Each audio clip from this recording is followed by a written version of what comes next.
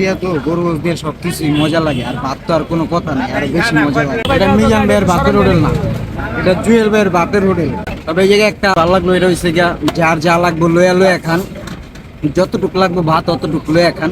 আবার টাকায় একটা জিনিস কইতে পারতাছি, এটা শিওরলি ভাবে টেস্টিং সল দেওয়া হয় নাই।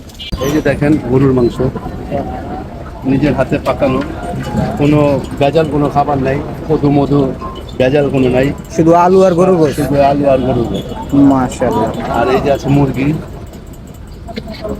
কোনো অন্য কিছু মিলানো নাই, একবারে বাসা বাড়ির মতো এই না? ঝোল দেখছেন, যদি অন্য কিছু মিলানো থাকতো তাহলে ঝোলটা আরো ঘন থাকতো।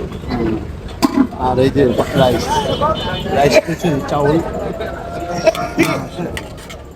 গরু গোস দিয়ে 100 টাকা, মুরগি দিয়ে 80 টাকা।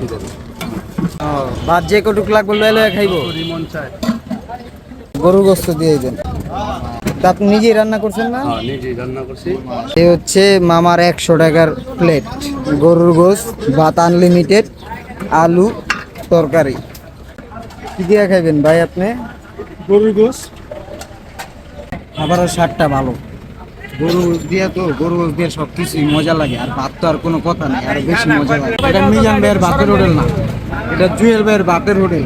তবে এই জায়গায় একটা ভালো লাগলো, এটা হচ্ছে গিয়া যার যা লাগবে লয়া লয়া খান, যতটুকু লাগবে ভাত অতটুকু লয়া খান।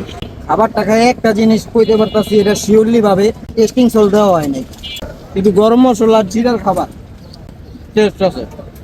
1 চামচ ভাত দিন তো, এই জায়গায় আর একটু জল দিয়া দিন। 1 চামচ দিন, বেশি দিন না। চাইছি একটু জল, লগে 4-5টা আলু সহ দিয়ে দিছে। এই মাশাআল্লাহ, মাশাআল্লাহ, মাশাআল্লাহ।